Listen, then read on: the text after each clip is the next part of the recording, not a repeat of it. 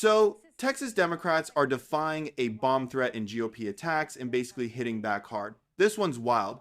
Texas State Rep Yolanda Jones is standing her ground against Greg Abbott, Ken Paxton, even Trump. And while all that's going on, she's literally dealing with a bomb threat, but instead of backing down, she just unloads on them. Let's watch the full clip and then I'll give you my thoughts at the end. Texas State Democratic Representative Yolanda Jones. She is one of the Democratic lawmakers who have fled the state. Representative Jones, thank you so much for joining us. Really appreciate it. Hey, Kristen, thank you for having me. I appreciate it.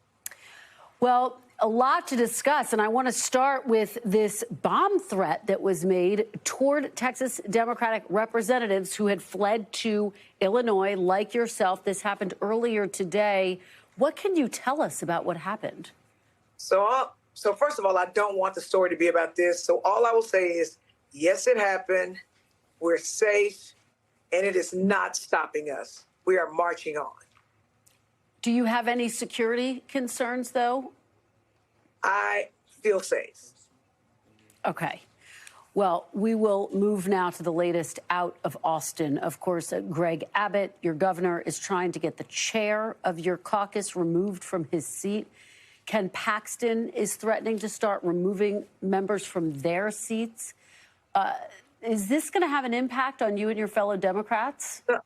No, it's not. First of all, neither the governor nor Ken Paxton have the power or authority under Texas law to remove us from our seats. Let's be clear.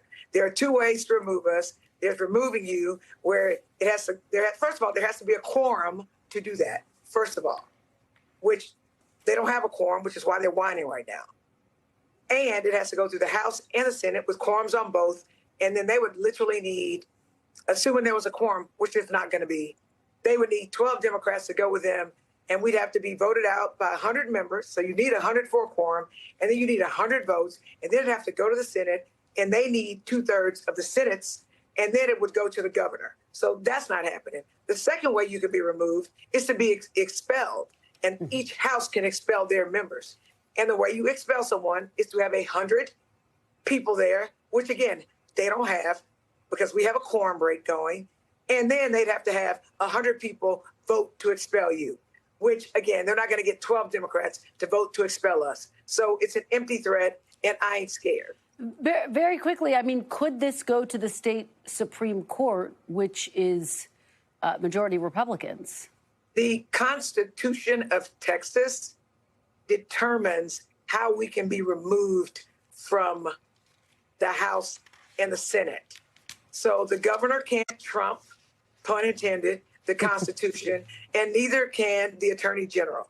He can't trump the Constitution either.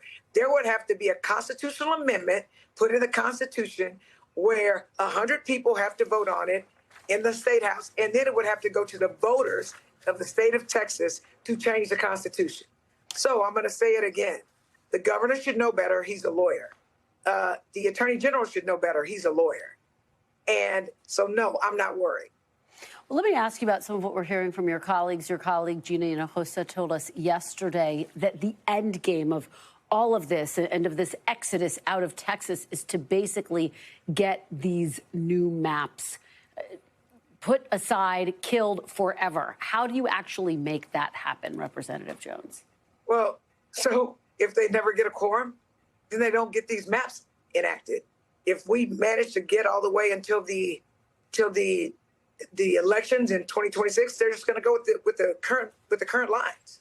So that's what you do. You don't give them a quorum. They are fining you every day. I know that some of that may be being paid for by outside groups. Does that deter you? Does that worry you? I hear your defiance, but there's a practical piece of this as well. So do you see this look on my face? Do I look afraid? I ain't scared. I ain't never been afraid. Okay, ever. Trump doesn't scare me. Abbott doesn't scare me. Paxton doesn't scare me. On a personal note, I was with my dad when he committed suicide, when he blew his brains out. Any day that I'm not suicidal or that someone isn't killing themselves in front of me is a good day. I have breath in me to fight, and that's exactly what I'm doing for my constituents in Houston, Texas, that deserve to elect a representative of their choice in Congressional District 18, which has been racially gerrymandered so that Black people and brown people in Houston literally can't choose a representative of their choice. And they literally took one of those seats. They did the same thing in Dallas. And you know what? I have an obligation to fight for their right to elect their representative, and specifically, but generally, we're saving America. In 2024, the Republicans racially gerrymandered in North Carolina. They stole 3 seats, and I'm going to say this again. Trump is a thief, so it doesn't surprise me that he's trying to steal the election in 2026 and steal 5 seats in Texas. And so people didn't pay attention. I don't believe it to be a coincidence that the Republicans right now in Congress have a 3-person lead, and that came from those 3 Republican seats that they created, that they stole from Democrats, and people weren't paying attention. And had those seats not been stolen, that big, ugly, nasty, terrible, racist bill would have never been passed. And had Congressional District 18 had someone in it, like me, for example, we would have voted against it and it would have failed. So there's nothing more important than saving my constituents' right to elect the representative of their choice, and tangentially to freaking save America from this despot. Well, we're so sorry to hear about your father. We appreciate your sharing that part of your story with us and that perspective with us. Let me ask you, look, we have heard a lot of Democratic governors and politicians talk about meeting fire with fire. DNC Chair Ken Martin, for example, said Democrats are, quote, done playing by the rules. Do you want to see Democratic-led states respond in kind? California, New York, and beyond. If California and New York and Illinois can make 100% Democratic congressional members, go for it. Because here's the problem with Trump. He's a bully, and he's a liar, and he doesn't respect anyone or the Constitution or democracy or us. So if that's what you want to do, you started it. We're going to finish it. All right. State Representative Jones, thank you so much for your time today and your perspective. We really appreciate it.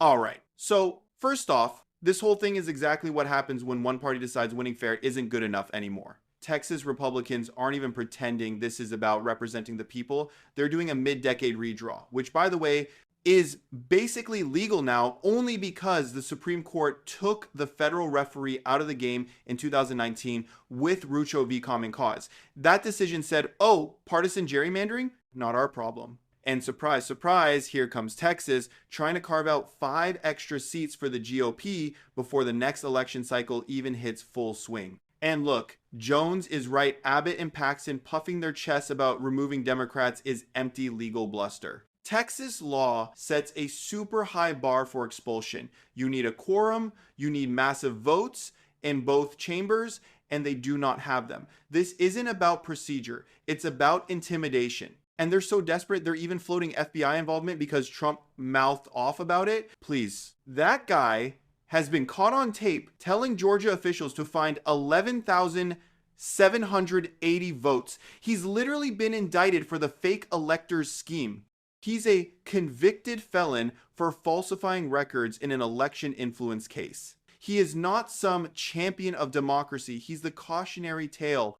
And Texas is just the latest link in the chain. Remember North Carolina? The courts finally got them to draw fairer maps. And the minute the GOP took the state Supreme Court, boom, new lines, safe Republican seats. That's the playbook. Strip competitive districts, target communities of color, and lock in power. It's the same reason the Voting Rights Act got gutted in Shelby County versus Holder. Once pre-clearance was gone, states like Texas could push discriminatory maps without federal pre-approval. The racial part of this is not subtle. The DOJ literally sued Texas over the 2021 maps for diluting Black and Latino voting strength. And now, here they are again, tearing apart Houston's Congressional District 18 and similar areas in Dallas. These aren't accidents. This is deliberate voter suppression dressed up as politics. Do I think blue states should respond with 100% Democratic maps? I mean, part of me gets the impulse. Republicans have been doing it unchecked for years. But the real fix isn't an arms race in map rigging. It's passing federal laws that ban partisan gerrymanders altogether, restoring the full Voting Rights Act, and making sure racial vote dilution can't hide behind just partisan excuses. Bottom line, this isn't governance. It's rigging. It's exactly how you end up with politicians picking voters instead of voters picking politicians. And it's exactly why people like Trump cling to power through any means necessary, because they know if every vote actually counted equally, they'd lose. Let me know your thoughts in the comments. While you're down there, hit the like button and subscribe. I appreciate you guys, and I'll see you in the next one.